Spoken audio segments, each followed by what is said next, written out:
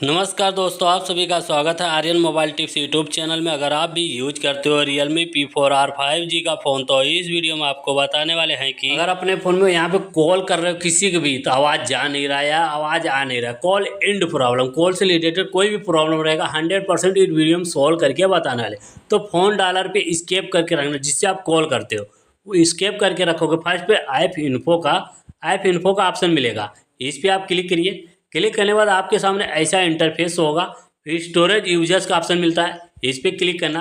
Click करने के बाद ऊपर से चौथा वाला ऑप्शन मिलेगा क्लियर डाटा का, इस पर क्लिक करिए। राइट साइड नीचे मिलेगा डिलीट का, डिलीट वाले ऑप्शन पे क्लिक कर देना। आपका फ़ोन डालर डिलीट नहीं होगा, टेंशन लेने की ज़रूरत नहीं है। इसके बाद पूरा बैक आ जाना। इसके बाद यहाँ पे कॉल करके बात करिए, आवाज़ जाएगा भी, आवाज़ आएगा भी। अगर जिसके फ़ोन में जा नहीं रहा है या आवाज़ आ नहीं रहा है, तो कॉल साउंड प्रॉब्लम है।